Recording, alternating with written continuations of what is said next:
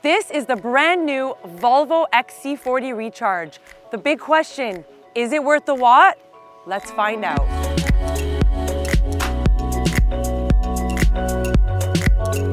Andrea, I have a little deja vu right now because this is basically the C40. Like, we're driving the C40, but now it's the XC40. Like, there's no difference. And you know what? That's not a bad thing.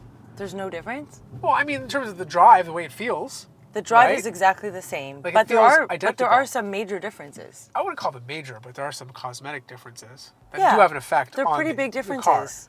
Well, Number one is visibility. That's the biggest Right. difference between the two, right? So the C40 has very little visibility out the back, but it looks so much more modern and classy and sporty, and does it though? I mean, that's yes. subjective. I think it does. I agree with you, but I think some people might consider this to be more of a simple-looking car because not everybody likes aggressive, sloped crossovers, right? In terms of practicality, I think this car would be the better choice. Absolutely. But in terms of exterior appearance and just how sporty the car feels, okay, so you're saying the drive for both is the same, I agree. But being in the C40 just makes me feel... Young again? Yes. Like, I mean, you know, we're not old, but Oh. it does. It's just a really cool looking, modern, sporty looking car, and this doesn't have that same feel. It doesn't have that vibe. It doesn't doesn't have that have that vibe, same at least from vibe. the outside. Like, just imagine, like, tinting the windows on the C40, you put in a wrap on it, like, it's a beautiful looking car. It you know? is. So, So like, drive experience, identical. it's identical, You know, for like, sure. super smooth. Like, right now we're driving, the dampers are nice, it feels nice and smooth. A little bouncy, and, like, when it goes over little bumps, no problem. It feels great. But, like, when you hit, like, a bump that's a little bit more deeper, for example, like, you feel it in this car. There's, like, no gradual lift to, like, that bumpiness feeling. It's just boom.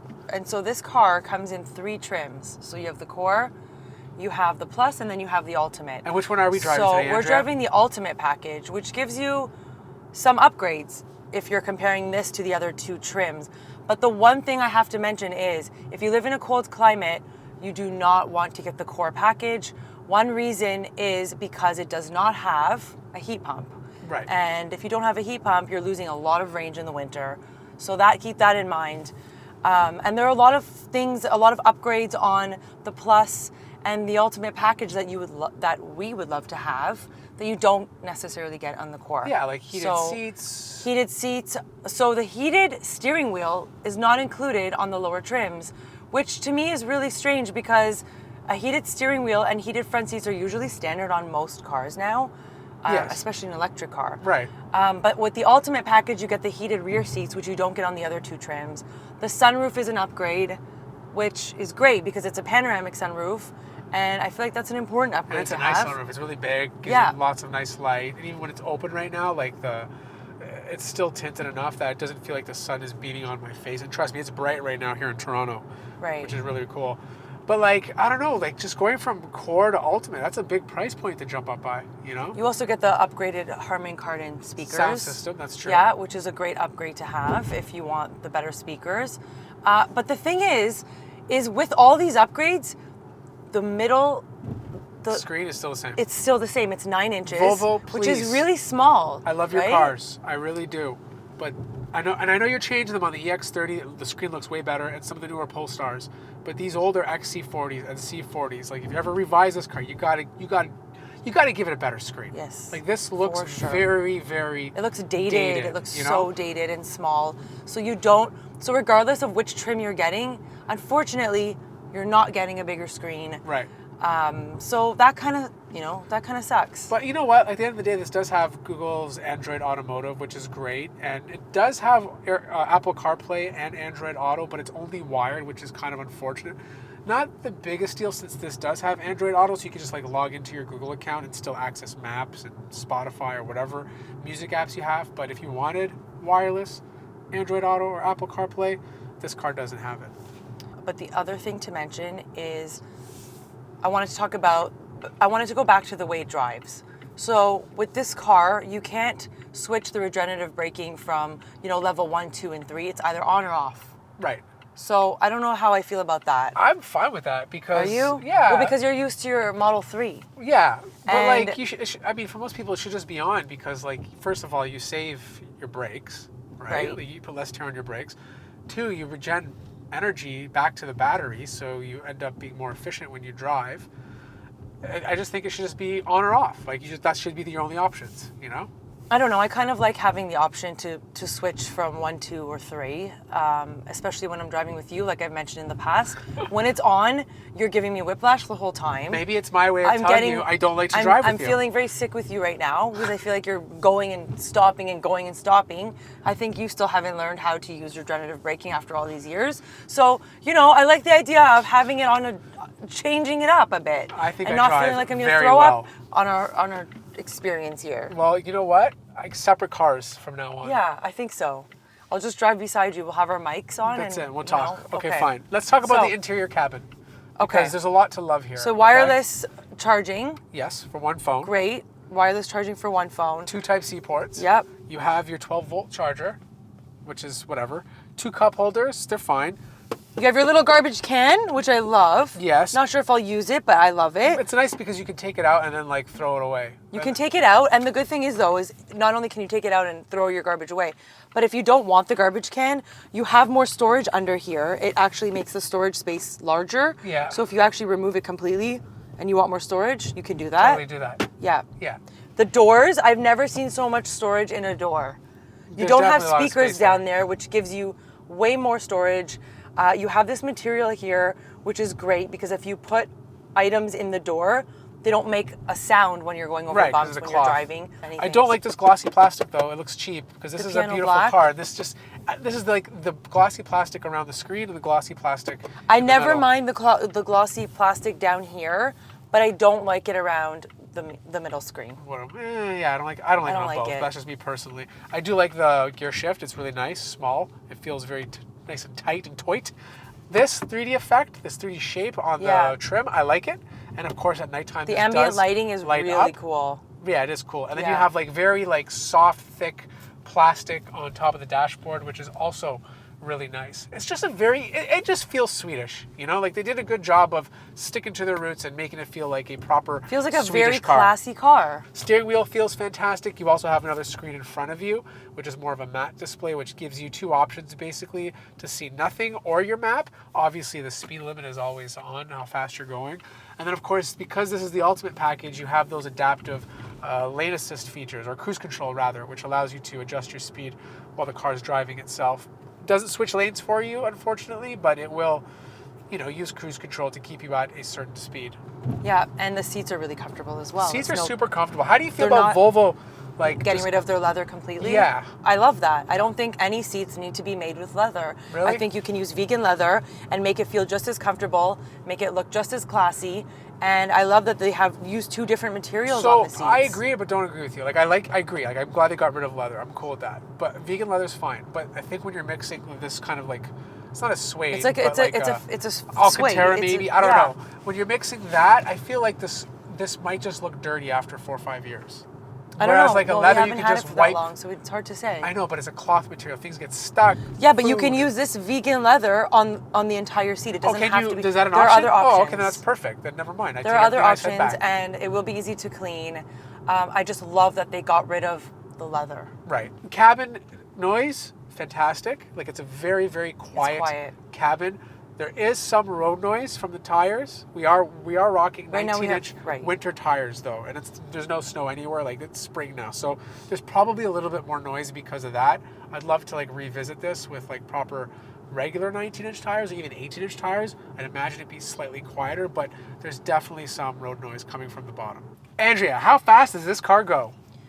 Because this is a dual motor, you go from 0 to 100 in 4.8 seconds. You get 402 horsepower, just over 400 kilometers on a full charge, and 494 pound-feet of torque. And the rear-wheel drive version? And with the rear-wheel drive, you get way more range. You're getting over 470 kilometers on a full charge, but only 248 horsepower, which is not that great, right? And 310 pound-feet of torque.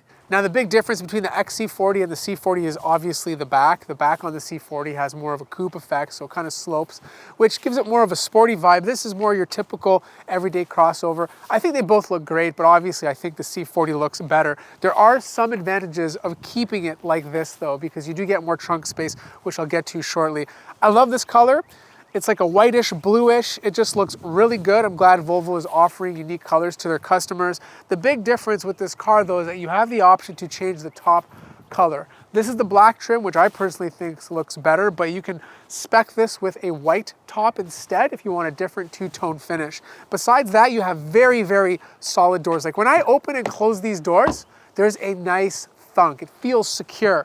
The winter tires are on right now. These are 19 inches, but because this is the ultimate model, when these all-wheel drive tires are on, you do have 20-inch tires, which are a little bit bigger. Now, the advantage to having bigger tires is it looks nice, but here in Canada, having smaller tires is obviously better in the snow. You have your charging port on the driver's side, which is very similar to the exact same place that a Tesla would have it.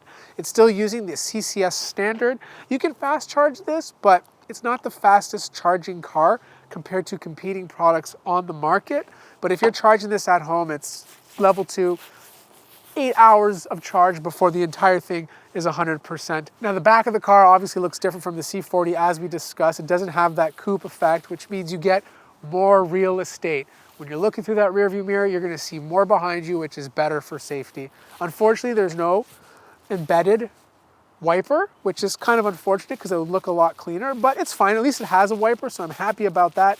Little spoiler coming off the back to give it more of a sporty vibe with the brake light in the middle. Volvo badging sticking out, which I think looks really cool. And of course, you can kick underneath the car for the trunk to open, but it's a little finicky. I could be here all day. Let's see how long it takes. Come on, Volvo, there we go. Finally, it's open. Pretty strong motors. It opens up very confidently. You do have the screen over here if you want to hide the things that are inside of your trunk. Obviously, you can remove it if you don't want to use it. The cubic feet of cargo space when the seats are up are actually pretty good. Much better than the C40 because, again, you don't have that slope, so it doesn't cut into the back space at all. You don't have electric options to put down the seats. Again, these are a 60-40 split. You have to do it from the back seat.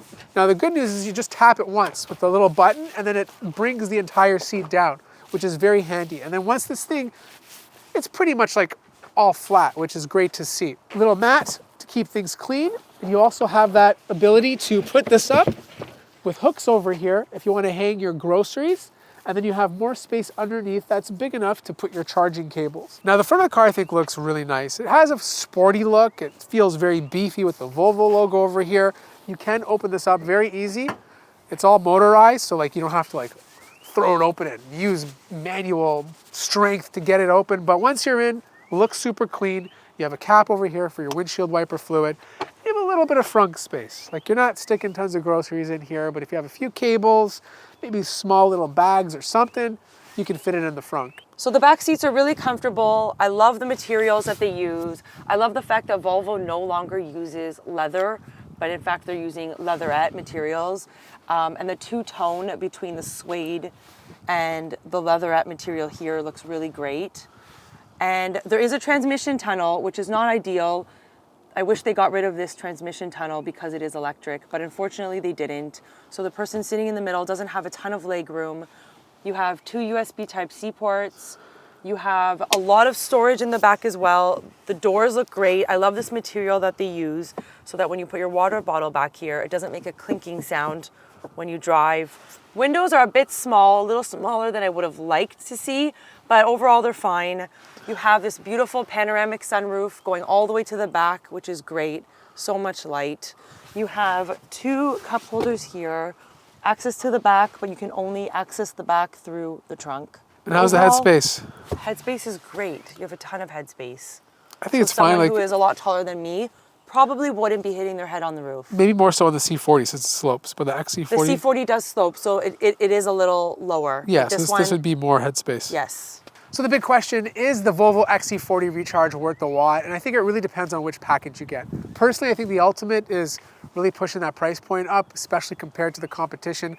I think if you're buying this car, you probably want to take a look at the Plus. I think that's priced a little bit more fairly, but this car does have some steep competition from the Tesla Model Y and the Ford Mustang Mach-E, and even some cars like the Hyundai Ioniq 5. But here's the thing, if you're looking at this and the regular C40, this car is more practical. You're getting a proper visual experience when you're looking through the rear. You're getting a little bit more cargo space. It's just a more practical car overall. I'd only go for the C40 if you just really dig the look. That's the only reason to buy it over the XC40. So the big question, would I put this on my short list? Absolutely. I love to drive in this car. It's a good size, and I feel like a family can truly benefit from it. If you like this video, feel free to hit the like button. If you're new to the channel, subscribe, and we'll see you guys in the next one.